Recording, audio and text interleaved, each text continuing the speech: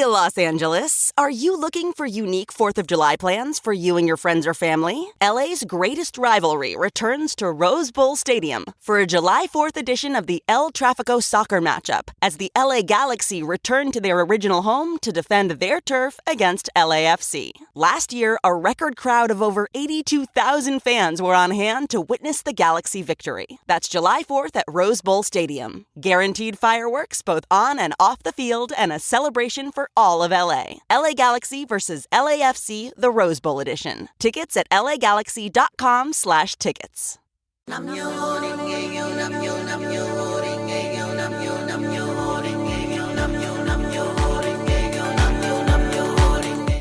Right. And I think that's one thing that made me really excited when you told me that you wanted to run for office is that you do approach big, complex things in a really accessible way.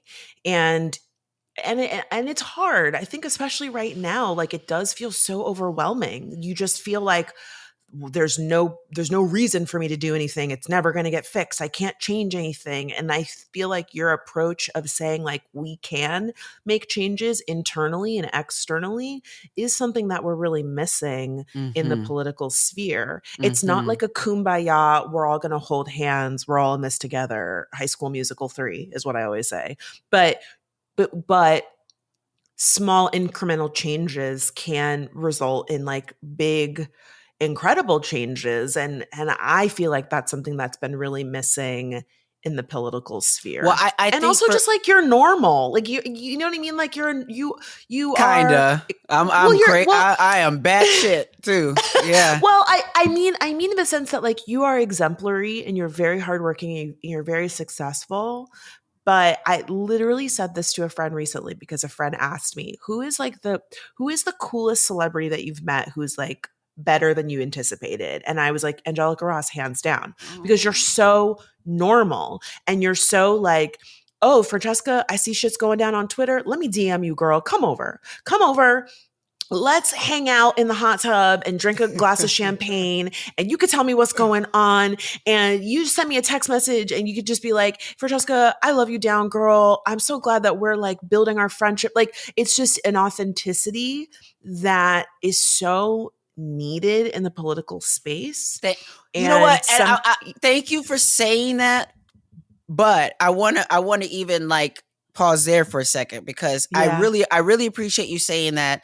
Because I am trying, and I think that we're all trying, and that's one thing, again, showing the normal side of I'm trying. I'm a normal person and I'm trying.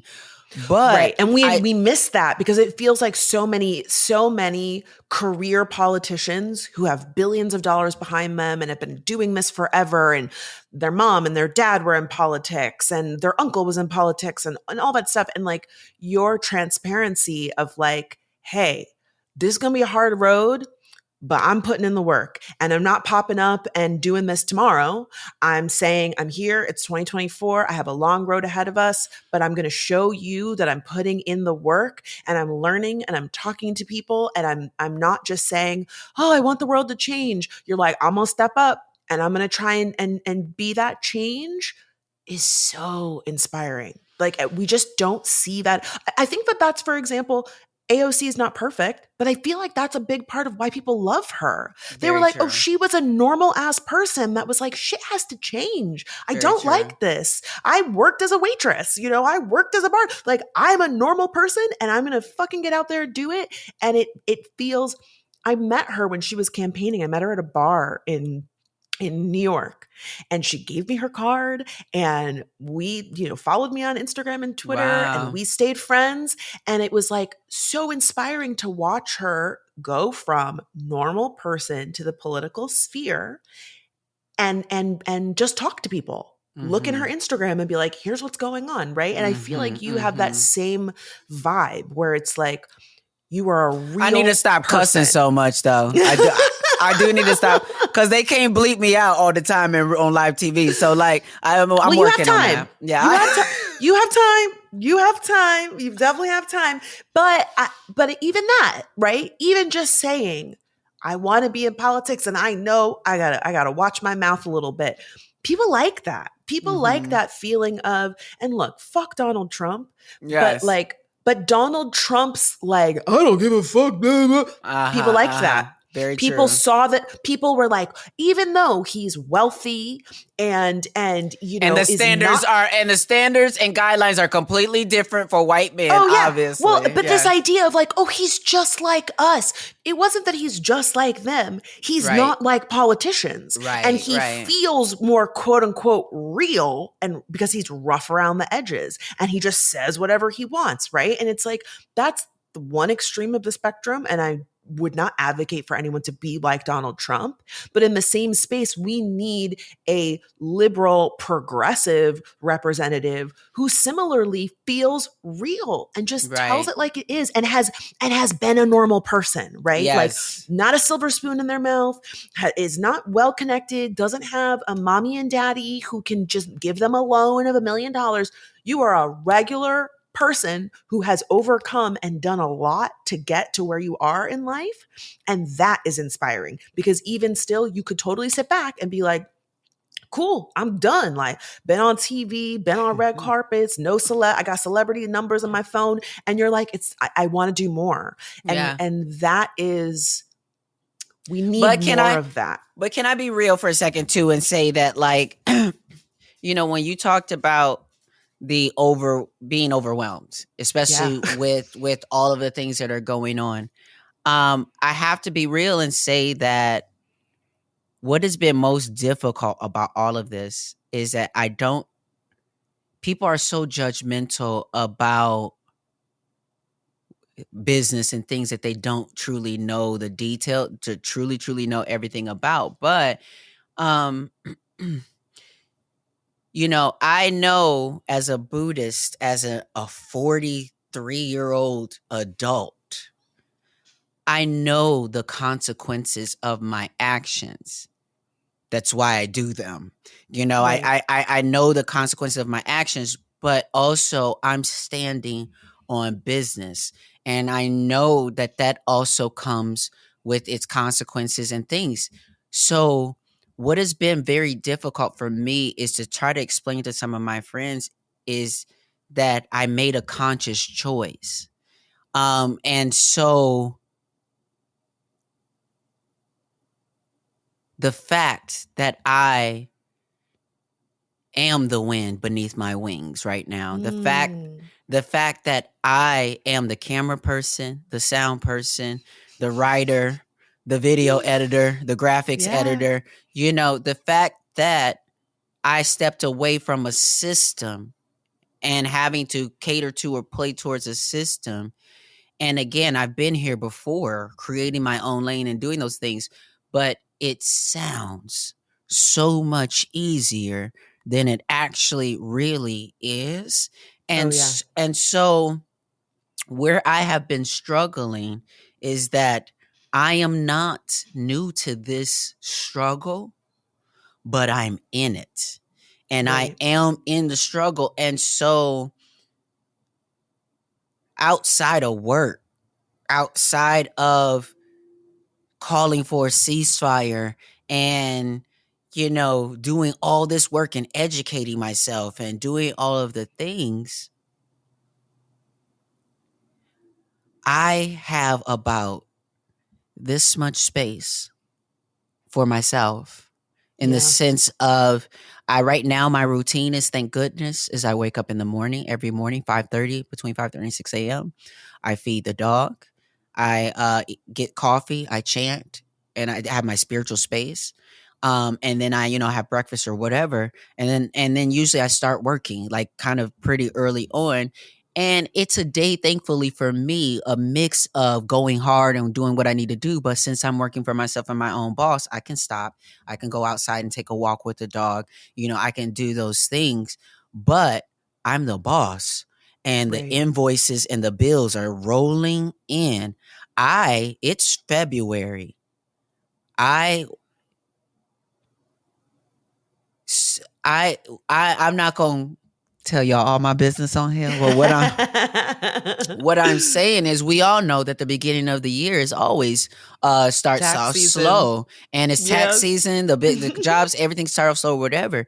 And so again, as a Buddhist, I am so spiritually prepared for this next challenge and space that I'm going into, but I don't know how to.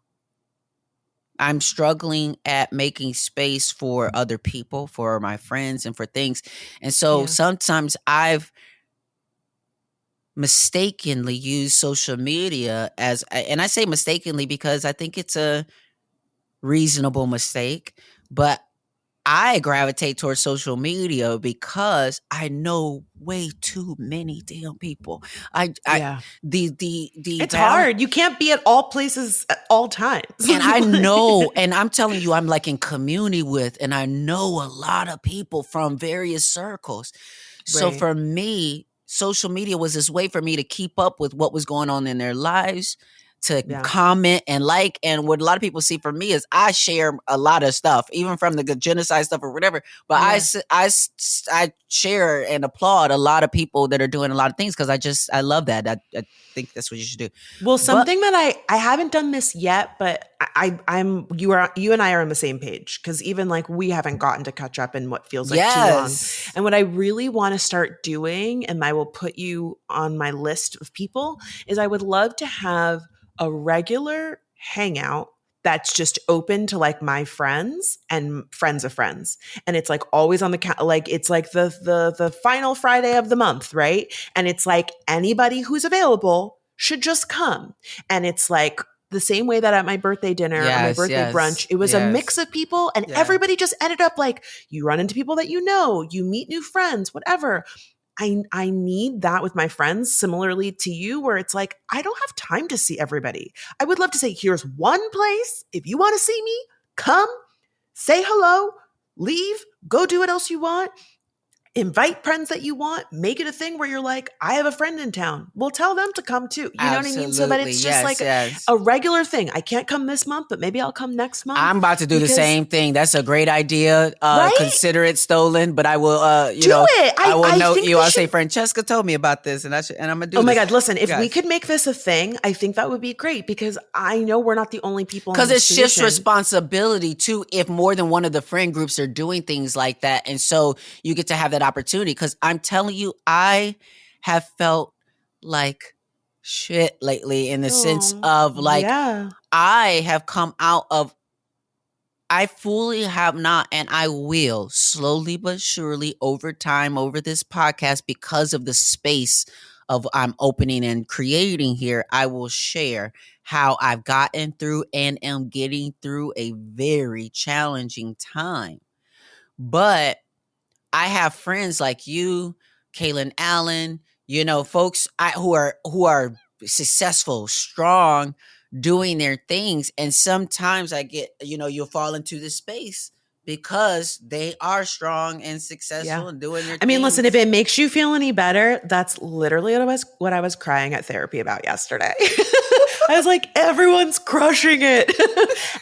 and I think, to your point about social media, that makes things harder because you can see what everybody else is doing. And we're not meant for that. We're not supposed to know what everyone is doing at all times, positive or negative. It's just too much, right? Like you have to keep up with what's happening in the world. And then your friend got a new dog and this person got a job and this person's going through a breakup and that person's painting and that person's doing whatever and this person's auditioning and that person is it's too much. You're not supposed to know all of that and then also take time for yourself to get your own shit together.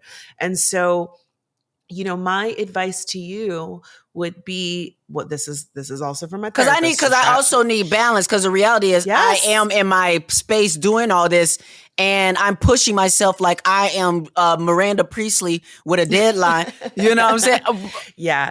But I know I need the balance and I need to force myself to at least open up. And the thing about my friends too, I have a new friend that I've been making here in Atlanta, and with her, well, I won't even say, I won't say her name because it's also like kind of possibly a little bit more than friends, type situation. Okay. Fair.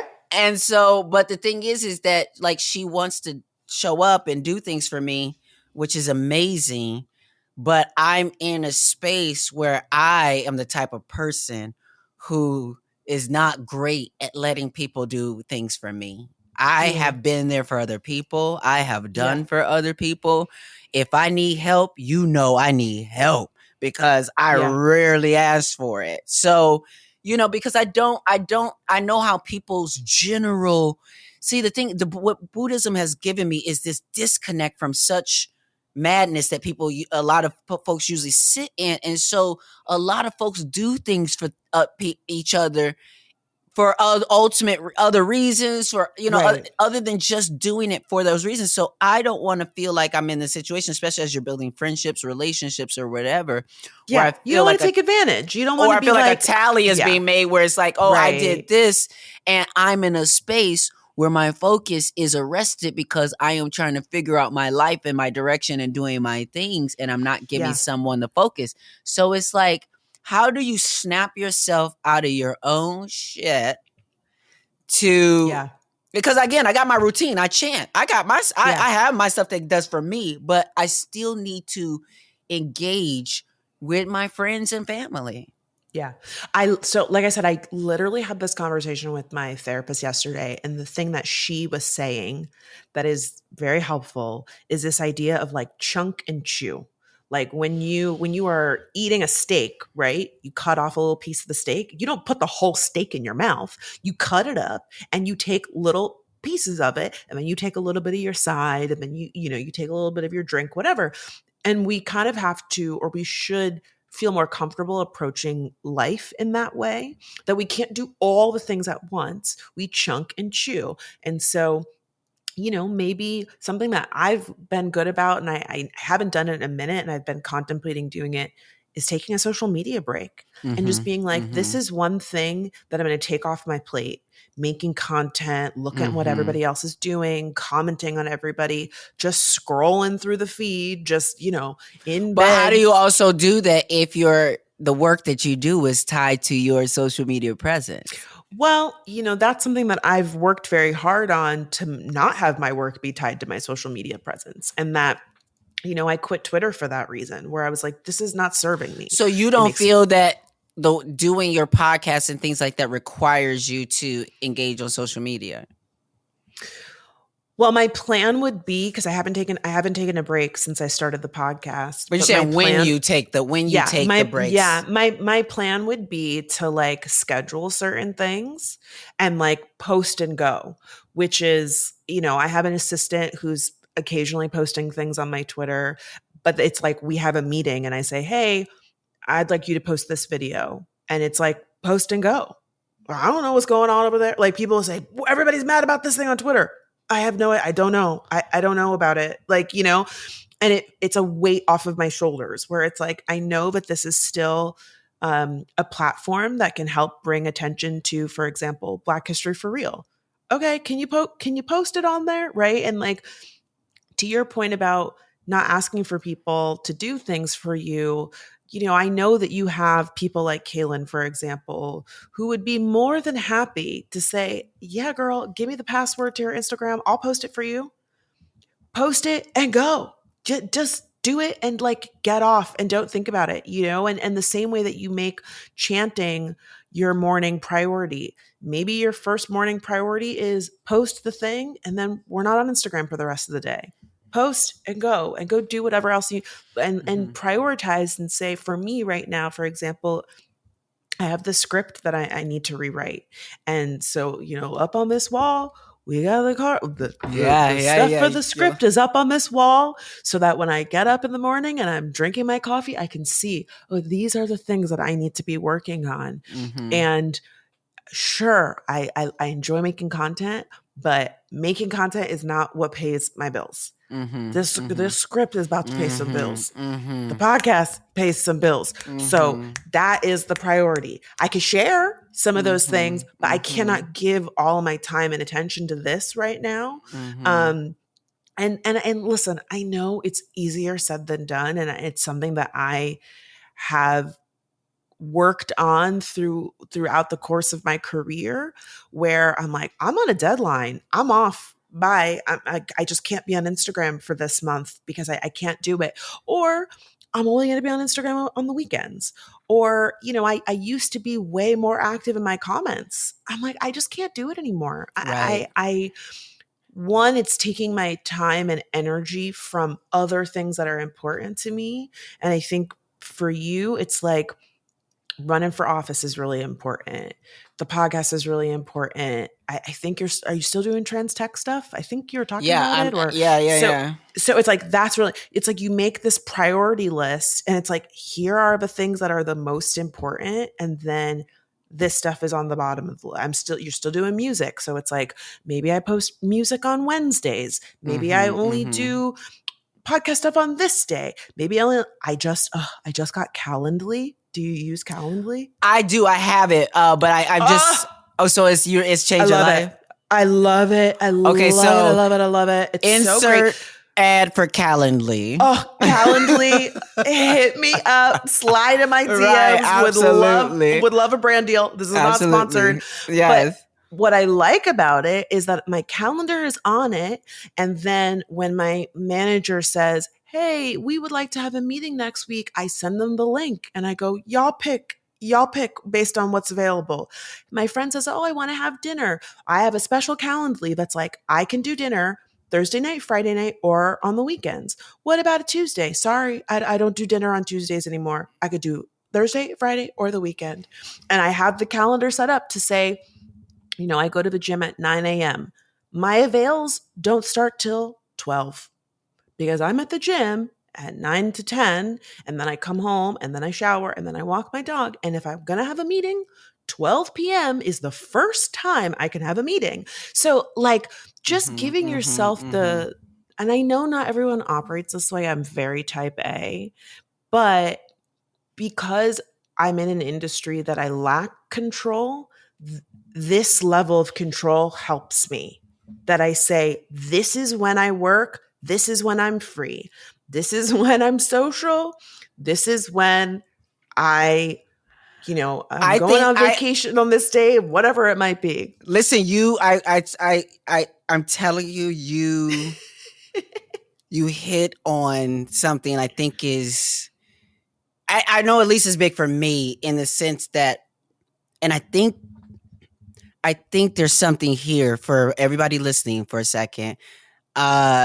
I think there's something here when it's like, when you are in a part of your life where you can't control a lot of sometimes the input and output of what is even going on. Yeah.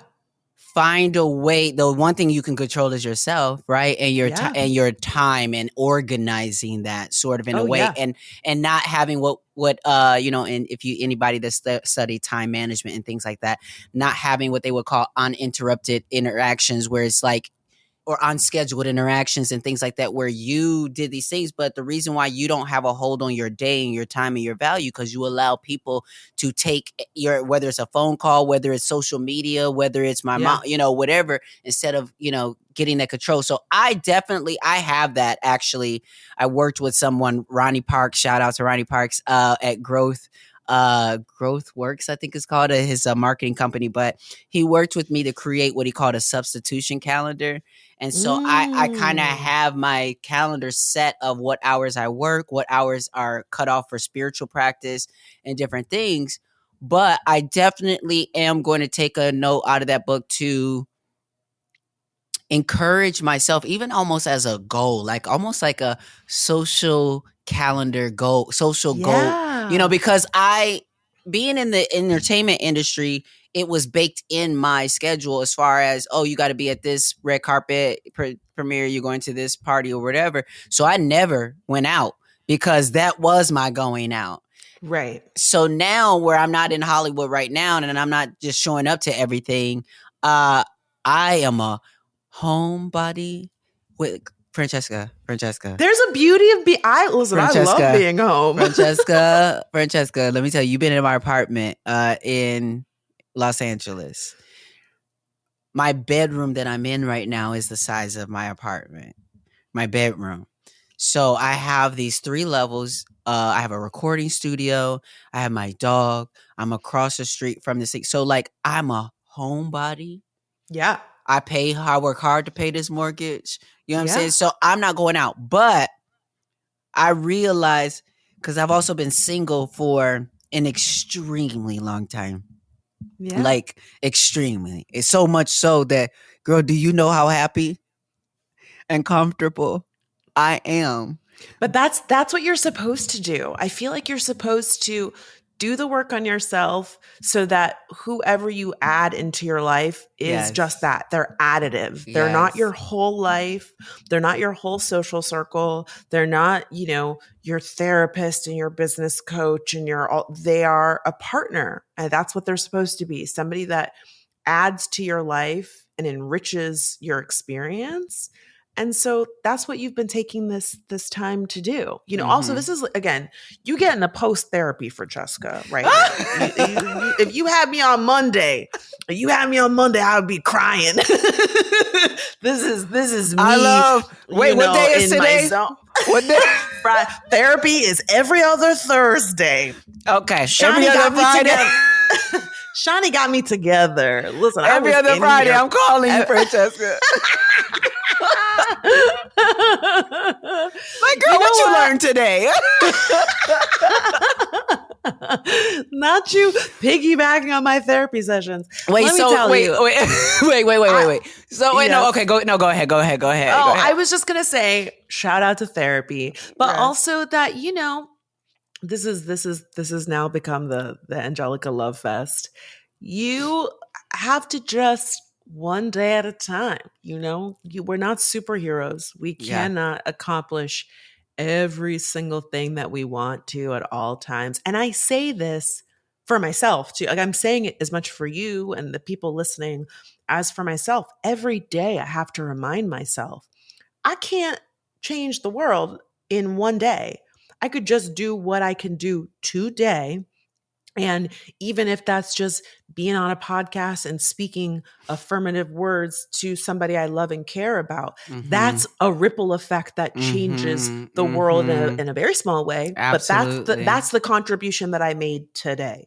Absolutely. The person who's listening to the podcast right now and going through a hard time and feels overwhelmed with their schedule, and now they're like, you know what? I'm going to chunk and chew. That is the ripple effect that they then go on and pass that to someone else, or they put that time and energy into something that is impactful in their community, And so I get it. You want to see all the people, you want to do all of the things, but the reality is you're doing that just by existing, you're somebody who, there are people who never got to see someone like you living their dreams and being successful and loving herself and, being a multi-hyphenate, a singer and an actress and a tech person. Like, there are people that are seeing that and going, well, damn, maybe I could do that too. Like, just showing up in many ways is revolutionary. And I often remind myself, especially as Black people, especially as Black queer people, especially as Black women, right? Like, the world is always telling us who we're supposed to be and who we can't be. And just by saying, bitch, try me. I'll paint this fucking wall. I'll do whatever I fucking want. I got blonde hair. I got blonde eyebrows. I got a nose ring. Well, I have whatever, whatever it might be. Well, let me tell you that's it's so funny because there's just so many poignant, profound things in just small things and ways that we show up or decisions and things that we do. And as a Black trans woman who has enjoyed, for the most part of my life, cis assumed privilege, where I can go into grocery store, airport, wherever, and they're just like, ma'am, can I help you? Whatever. Nobody's questioning me or asking for my ID or whatever. And, also that's on the modest side of saying that. On the other side of saying, like, I know I'm a bad bitch. And there's some photos that I've taken, where it those are the receipts. I have done bad bitchery, on the things. And so sometimes as a trans woman, femme, queen, a bad bitch, sometimes we can get trapped in that beauty. We can get trapped in these things that we associate ourselves with, our femininity with, our identity with. And so like as a Black trans woman, that how I identified before, and now I'm identifying a lot more non-binary, but still coming up in the Black household, coming up in with the pressing comb and all the different things or whatever, having long, straight Black hair like I did was an affirmation that I was real. Yeah. I was, bitch. I'm real. Look, touch. Yes, it's mine. And I had thick, great hair and all this thing or whatever. And I remember being on my live with Vernon Francois, I think is how you say his last name, but he's just the amazing hairstylist. Yes, amazing celebrity hairstylist. Vernon. Yeah. And he had a conversation with me, and I was in tears on this live because I was in a place where I wanted to cut my hair, and people were like, "Oh, what is she going through? She must be going through something, cutting her hair." And it wasn't that I was Heard that. And maybe I was going through a little bit of something, but it wasn't that. It was more so that I was getting this message. I was getting this message that I needed to cut my hair. And I knew I needed to cut my hair, but also I was it was emotional because spiritually speaking, sometimes my spirit does these things where it's taking me to places I'm not yet ready. Like I know it spiritually, I get it. Yeah. But I, as the human person, am not quite ready to follow you there. So I don't want to. I know I love my, yes, but you think you a bad bitch because of that hair. You think I know, but you're clinging on to certain things with that hair. And the moment you let go of this, you are going to discover even more about yourself that you didn't know. And again, I loved my hair. I loved that whole situation. But when I cut it, Franchesca. Oh, listen, I know. When I cut my locks, I had the same thing. I mean, the way I met myself all over again. Yeah. Okay, so can we talk about that? Blanket. So let me talk about, and then we're going to go because we've been talking. Yeah. And I got to figure out a way to edit this. It's going to probably be on part 1 and 2. But because people say you going through something, blah, blah, blah, whatever. But even in the choice and cutting your hair and then the process growth afterwards is a spiritual process. It does take you through. What did that do for you? What did cutting off your locks do for you? Yeah, I mean, I had locks for 15 years, and I also built like an entire brand around my natural hair, like doing tutorials on YouTube. I was really in that first wave of natural hair styling on YouTube, and I was one of the first, if not the only person doing locks. There was no, I remember meeting Chloe and Hallie before they blew up, and they ran up to me and were like, "We watched your videos. You are how we learn how to do our hair." And it was this eye-opening moment of like, holy shit, like this is really tied to who I am.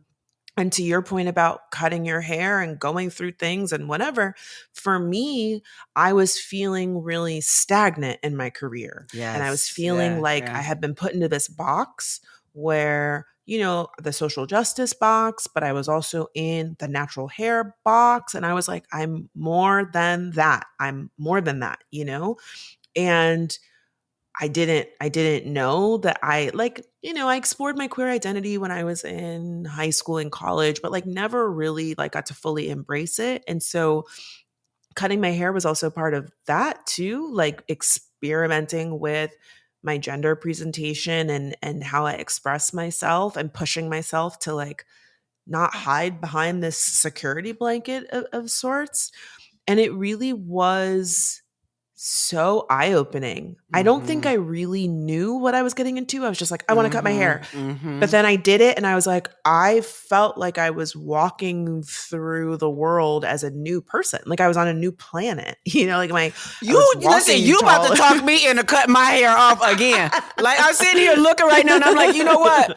I could go ahead and get rid of this right now. Well, and this is me. I'm feeling like Rapunzel right now. This is me with a lot of hair. I got a haircut today and I said, don't cut the top. I want to keep a little bit. I've been wearing it really low. I've been going like real bald. I wonder if I could go bald. That would be insane. I mean, it is. But I was close to bald anyway. It was like blonde. It was short. It was great. I loved it. It's really nice. And I feel like anyone, you know, not everybody is in the position to do it, but if you can, I fully recommend it because to your point, you see yourself so differently and other people see you differently and it forces you to experiment with everything, the way you do your makeup, the clothes, you start looking at your whole closet differently. You're like, I don't want to wear that. Like, I just feel like, you know, you just start playing and giving yourself freedom in ways that you weren't able to, or you didn't know you wanted to before. For me, something that was really interesting because I had locks and they were so long, they were like past my waist. I kind of became invisible to men, to cis men, which was really interesting. Like I would walk down the street and like no one would talk to me. And I was well, this is delightful. Girl. I felt like I was undercover. I was like, oh, the men's not fucking with me no more. But there's a certain type of man. I was about to say because also though it goes, but I think it's a choice. Meaning it's the same between me right here sitting here, beat as a dark skinned Black woman who is famous. Number one, right? So I know when I take all of this off. You get a different kind of it's different attention. Oh yeah. Totally. They're not treating me. They're not treating me like as a dark skinned Black woman too. Like sometimes I have to be fully pulled together. If I'm not, I know that I can, I call it being incognito. I know that I can that was from my friend, Fernando Meyer who gave me that. But like, you know, incognito where it's like, I'm just an everyday person. I'm out here. They're not even paying attention to me. But I know when I'm bald and I do, and you beat the face and you have a big earring on and you have I remember when I cut my hair, my really good girlfriend, Delina Medhin, who is a makeup artist and has become a good friend of mine, she gave me a red lip. She was like, this is going to be your best friend as a bald headed girl. Some days you're gonna have to put this on and let them fucking know. And it's true. Like there's you're like, oh, I gotta change my makeup needs to look a certain way. But to your point about the incognito, sometimes it's kind of nice to just be very nice. Just leave me alone. When I had the locks, it was always sister, queen. Like everywhere I went, people were talking to me and I'm like, leave me alone.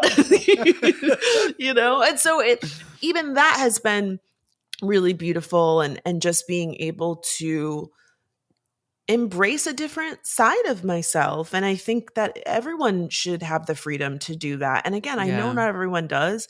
It takes a level of confidence. It takes a level of security, right? Like, especially if you're somebody who is exploring your sexuality or maybe is not out in certain aspects of your life. You cut that hair off and people are like, now, wait a second. What do you suddenly you get clocked in a way that you weren't before? And for some people, that's a safety issue. You're not ready to do that. You know what? Cutting my hair is also clocking me in ways that I did not. This is me being honest and just like humble and transparent. But like cutting my hair faced me with the reality that I didn't know how much I didn't know there were still parts of myself that I was running from. And as a trans woman who has come into my womanhood in a radical way, I am very thankful for non-binary folks who have helped me to decolonize my understanding of gender and all these different things, because I was so scared of, for so much of my life, being called a man. I've had that thrown at me a few times, and it's not fun. But and so, a lot of my presentation over a lot of my life has been hyper feminine. And, but later on in these, most recent, obviously, years or whatever, it's been different. But what I realize is, even with dating women now as well, I typically used to only date masculine of centered women, because they continue to feed my fantasy, of my gender presentation. And, this whole process has been like just really peeling back all of this for me to understand that, like, I've been running away from myself in a way that I'm strong. I'm a strong person and a strong woman. And I'm so scared sometimes of that being read as masculine. And so when I don't have my hair to hide behind, or I don't have certain things, it makes me feel vulnerable. But what has queered me out all the way out is to understand my attraction towards strength, and the type of strength that I have and am attracted to, for me personally, I've rarely seen in men. The type of strength I know, I've mostly seen in women. And so then I take the reflection of what that is to myself, and take the association of masculinity or whatever out of the reflection of strength, and then get to see myself. And when I then start to see myself, and even next to some of the women that I'm dating, I realize from the outside looking in, it looked like I'm the butch girlfriend, or I'm not, and that's not where I live or whatever. But it's like, when you actually step away from trying to live up to a label, perception, a style, a role, or whatever, and just be who you are. Like, that's where I'm getting to, at a place right now where I'm not allowing myself or anyone else to judge my femininity or my identity as period, and just say, I deserve to be loved. No, I love that for you. It's incredibly beautiful, and I'm glad that I've been able to bear witness to it and be in your orbit as it's happening. I feel very honored.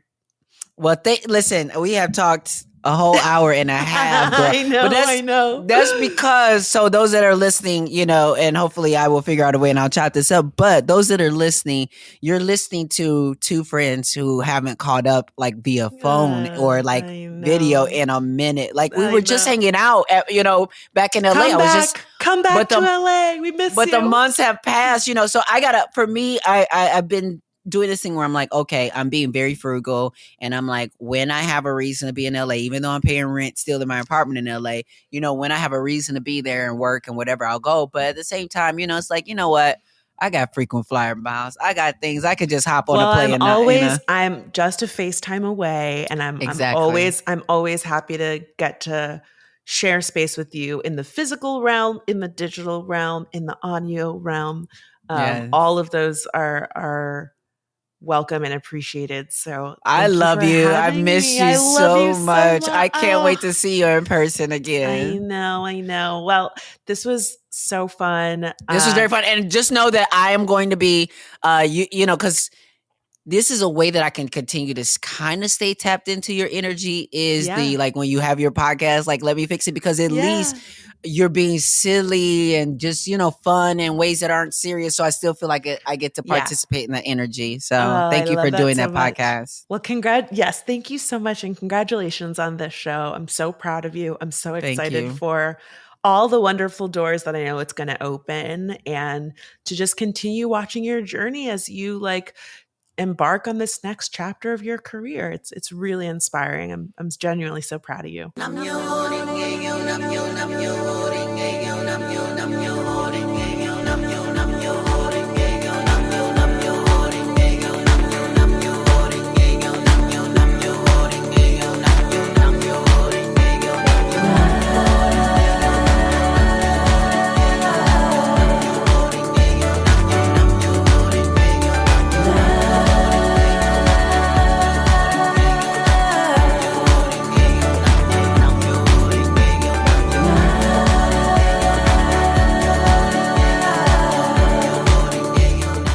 Calling all coffee drinkers. If you've been trying to enhance your daily coffee routine, then Quest has got your back with their brand new iced coffees. Now available in 2 delightfully delicious flavors that'll be sure to add an extra pep in your step. Vanilla latte and mocha latte. Quest has been on a mission to help fuel you with protein-forward foods you'll love. Each bottle of Quest iced coffee is packed with 200 milligrams of caffeine, the same amount as 2 cups of regular coffee, plus 10 grams of protein per serving to help you supercharge your day. And did I mention that they only contain 1 gram of sugar? It might just be time to cheat on your iced coffee with iced coffee. Find Quest iced coffees on Amazon.com/Quest Nutrition. That's Amazon.com/Quest Nutrition.